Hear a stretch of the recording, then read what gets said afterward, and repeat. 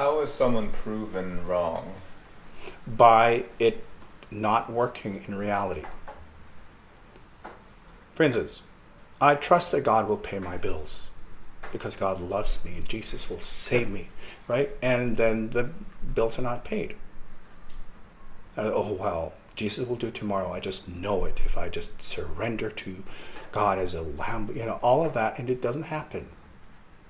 At some point, you will go bankrupt and you will get it.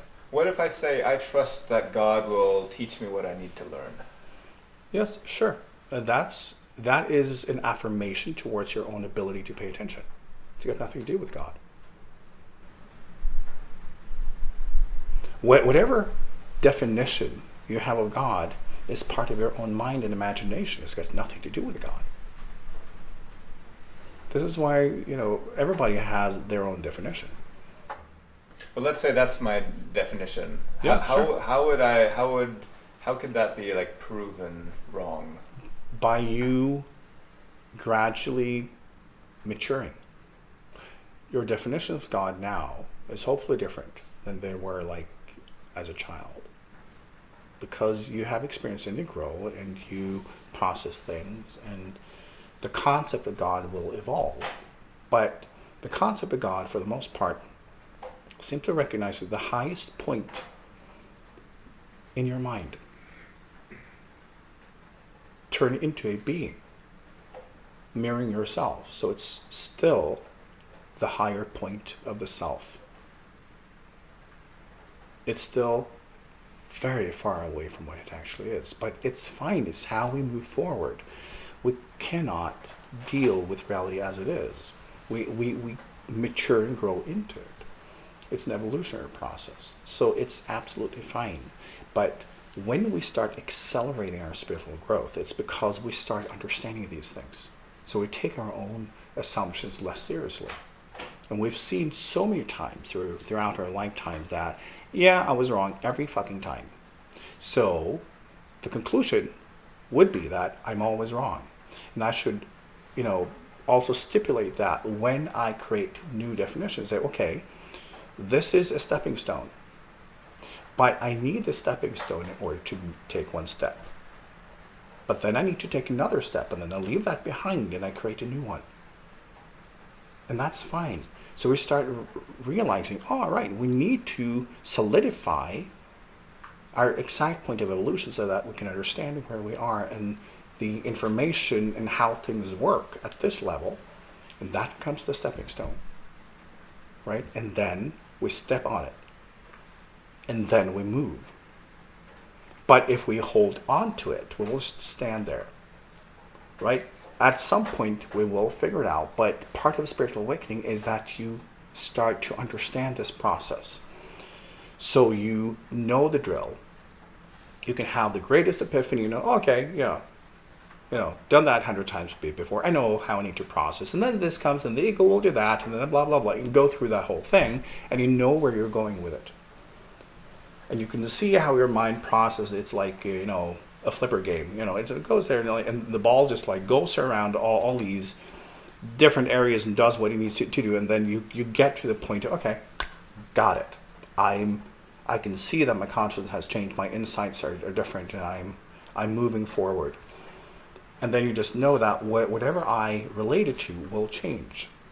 And then it will. Right? So we become comfortable with that level of change and transformation. Because that is, when we have faith and trust and all that, we want to sit still and we want the world to be accommodating to us, which is the opposite of evolution. Evolution is a change in the environment and the life form adapting. And so it is with consciousness. Is life presenting us with an expanded space. And then we have to learn everything from scratch yet again. So the kind of faith thing is trying to avoid doing that. So I have my principles. I have my values. And then we'll just try to avoid reality. But at some point we get bored with it.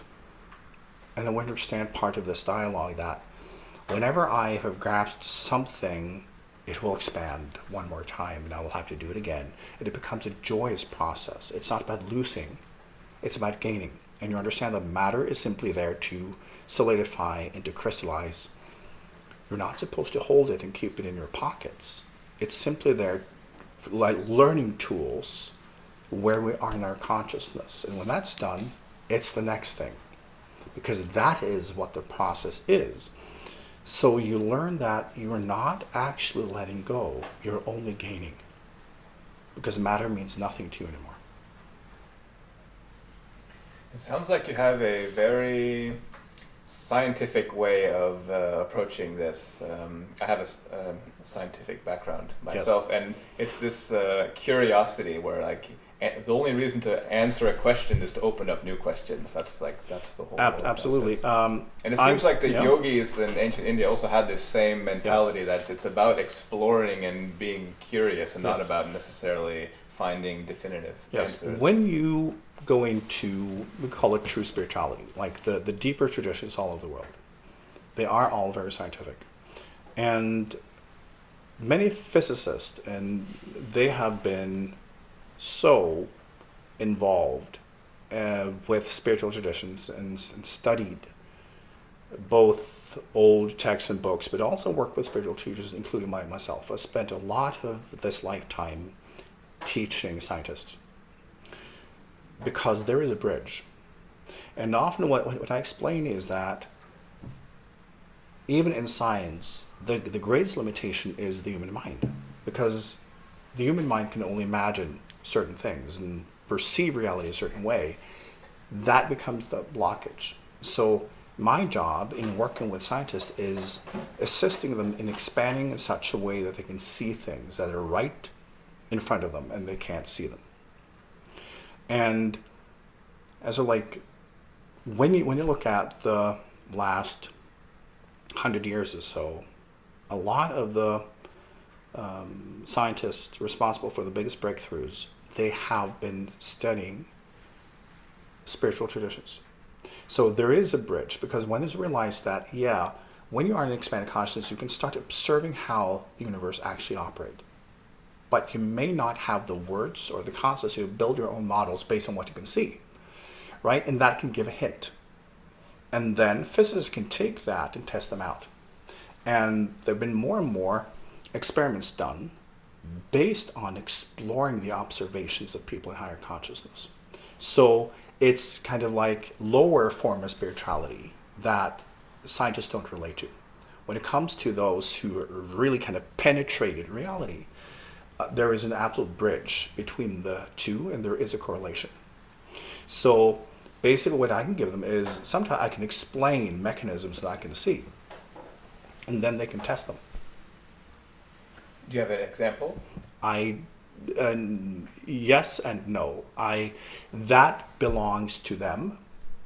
I've just been working in that field my entire life. So, but how they do it and where that's behind closed doors. But it's not just me.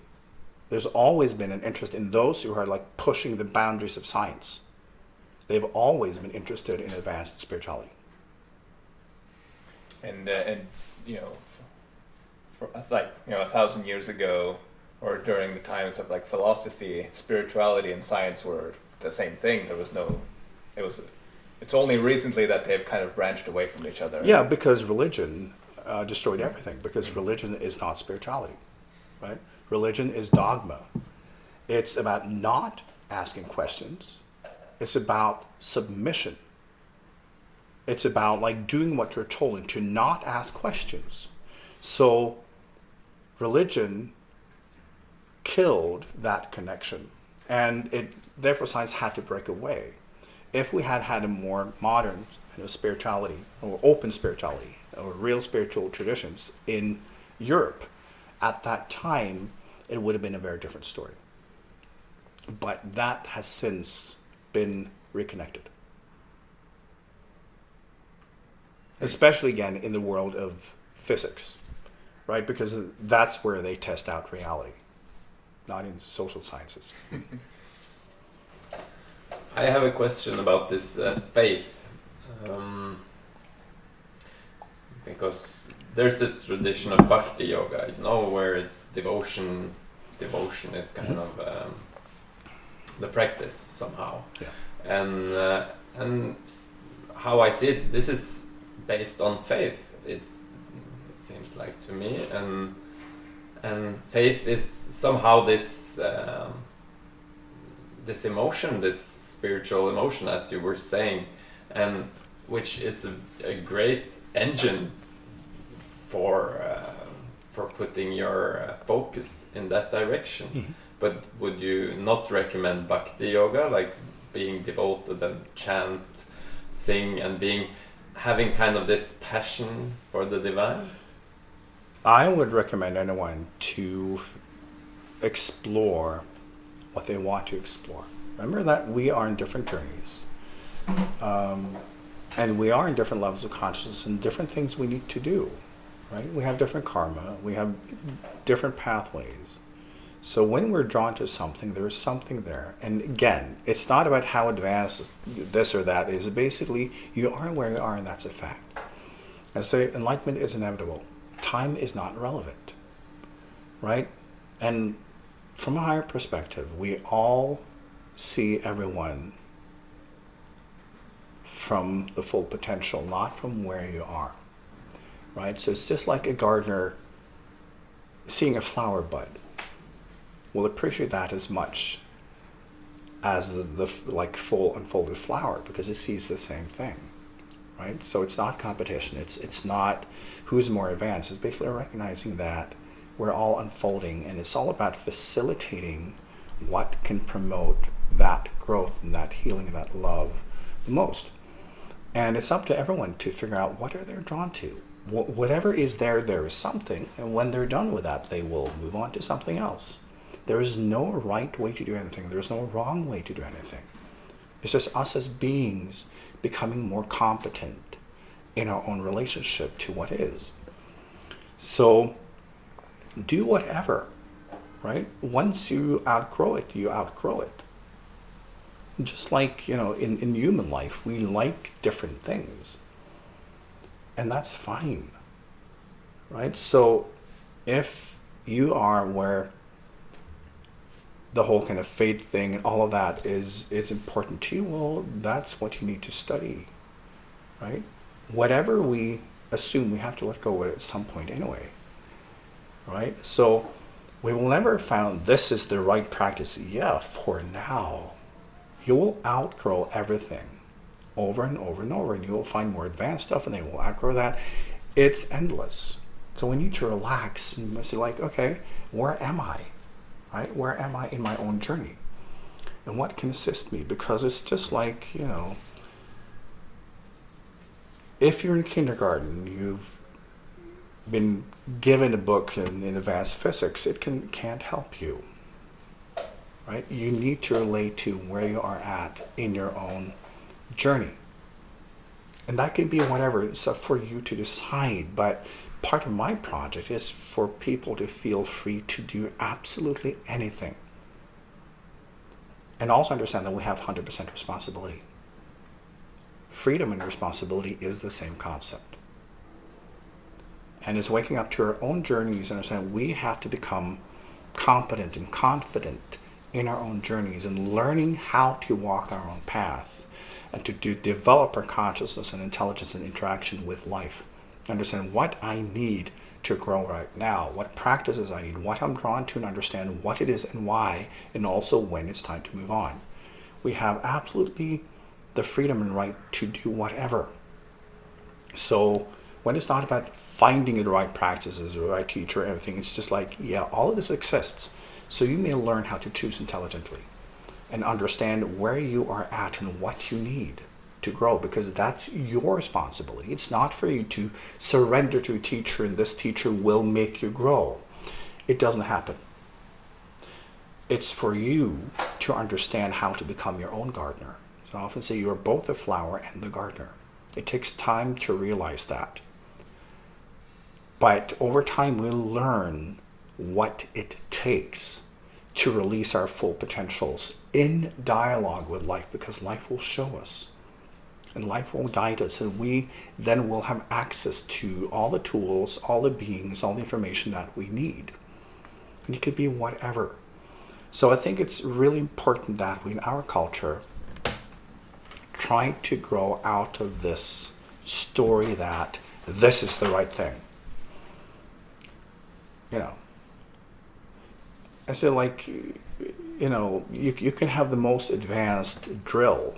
It doesn't matter if you're making a sandwich, right? It's understanding different tools and practices for what you're trying to achieve, right? And learning that about yourself and respecting your own journey, because we will all figure it out eventually.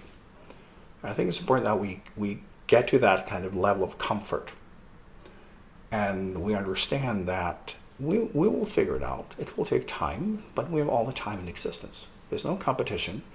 And for each choice we make, and the more we try to kind of track and trace our own development, we will start seeing what works for us.